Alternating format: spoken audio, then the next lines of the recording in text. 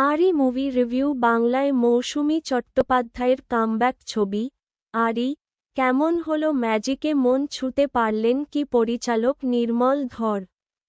বাংলার মেয়ে এবং মুম্বইতেও স্বনামধন্য অভিনেত্রী মৌসুমী চট্টোপাধ্যায় যখন দীর্ঘকাল বাদে বাংলা সিনেমা করতে আগ্রহী হলেন, স্বাভাবিকভাবেই দর্শক হিসেবে আগ্রহ একটু বাড়তি ছিল বইকি। প্রিমিয়ারে দেখতে গেলাম আরি। ট্রেলারে মা ছেলের দুষ্টু মিষ্টি রসায়ন দেখিয়ে নজর কেড়েছিল আরি। এবার সিনেমায় সম্পর্কের জটিল ধাঁধা। বার্ধক্যের ভারে ডিমেনশিয়ায় আক্রান্ত এক মাকে নিয়ে ছেলের জীবনযুদ্ধের কী পরিণতি হল, এবার আসা যাক সেই গল্প নিয়ে। সমুদ্রের পাড়ে এক মেছো বন্দর চন্দ্রপুর গল্পের প্রেক্ষাপট। সেখানে থাকেন অ্যালঝাইমার ডিমেনশিয়ায় আক্রান্ত বৃদ্ধা জয়া, মৌসুমী চট্টোপাধ্যায়, আর তার একমাত্র ছেলে যশ দাশগুপ্ত, যিনি স্বামীকে হারিয়েছেন বহু আগেই। আরেক চরিত্রে নুসরত জাহান। শহর থেকে ক্যামেরা হাতে সেখানে যাওয়া এক তরুণী সাংবাদিক অদিতির ভূমিকায় তিনি কাজ করেন এক সাপ্তাহিক পত্রিকার অফিসে। আর আছে মাছের ব্যবসা এবং স্থানীয় রাজনীতির জন্য উপস্থিত দুই দলের কমেডিয়ান মার্কা নেতা ত্রিলোক, পার্থ ভৌমিক, আর সামন্ত, অভিজিৎ গুহ। সুতরাং গল্প জুড়ে ঘটনার ঘন ঘটা। দেখা গেল মা জয়াকে ঘিরেই আবর্তিত জয়ের জীবন। একাই অসুস্থ মাকে আগলে রাখে, নিজে হাতে সংসারের সবটা সামাল দেয়। আসলে একটি নির্দিষ্ট সময়ের পর মৌসুমীর চরিত্রটি সমস্ত স্মৃতি হারিয়ে ফেলে। তাই তো কখনো ছেলে তার কাছে হয়ে ওঠে স্বামী, আবার কখনো বা ছোট্ট আদরের সোনা, আবার কখনো বাড়ির ঠিকানা মনে করতে পারে না জয়া।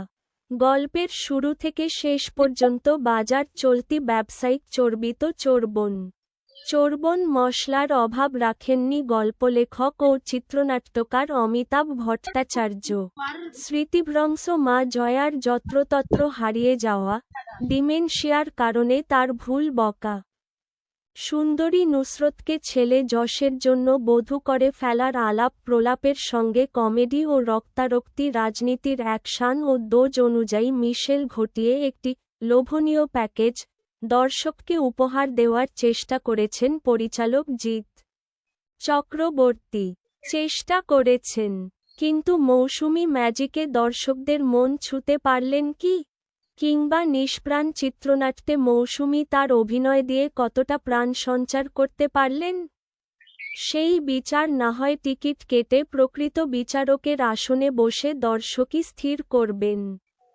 তবে আমার মতে বর্ষিয়ান অভিজ্ঞ মৌসুমী নিশ্চয়ই চেষ্টার ত্রুটি রাখেননি। সিনেমাটা দেখতে বসে ব্যক্তিগতভাবে মনে হলো, প্রবীণ অভিনেত্রীর চরিত্রের সাজসজ্জায় একটা ঘোলাটে চশমা যোগ করলে মন্দ হতো না। চিত্রনাট্য নিয়ে আরেকটু অভিযোগ রয়েছে। যশ নুসরতের রোমান্টিক জুটির আরও জায়গা পাওয়া উচিত ছিল। আসলে চিত্রনাট্য গতিবিধি ঠাহর করা দায়। কখন, কোথায় যাচ্ছে, কেনই বা যাচ্ছে, তার কোনো কারণ খুঁজে পাওয়া যায় না। ঘটনা বাস্তব হলেও সেটিকে সিনেমার জন্য সাজানোর কোনো কারিকুরি নেই, যে কারণে দর্শক বিভ্রান্ত হতে পারেন। চিত্রনাট্যকারের উচিত ছিল সেদিকটায় নজর দেওয়া। একাধিক প্লট সাজিয়ে চিত্রনাট্য আরও সুগ্রথিত হওয়া উচিত ছিল। তবে এক্ষেত্রে উল্লেখ্য, সম্পাদনা ও পরিচালনার কাজেও চিত্রনাট্য ত্রুটি শুধরে নেওয়ার কোনো প্রয়াস দেখলাম না। ফটোগ্রাফার নাটক মনে হল।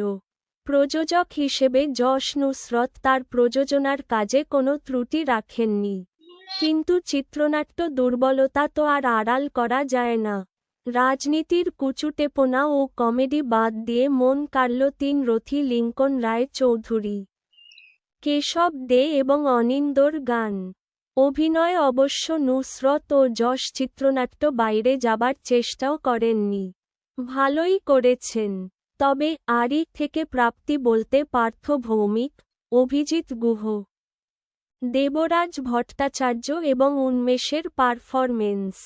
নিজেদের অংশগুলিতে জমিয়ে দিয়েছেন একেবারে। তবে বেচারি কমলেশ্বর মুখোপাধ্যায়ের উপস্থিতি একেবারে নৈবেদ্যর সন্দেশের মতো। তবে যশ নুসরতের সঙ্গে মৌসুমীর রসায়ন কতটা মাখো মাখো হলো, সেটা পরখ করার জন্যই দর্শক অন্তত একবার হলমুখী হতেই পারেন।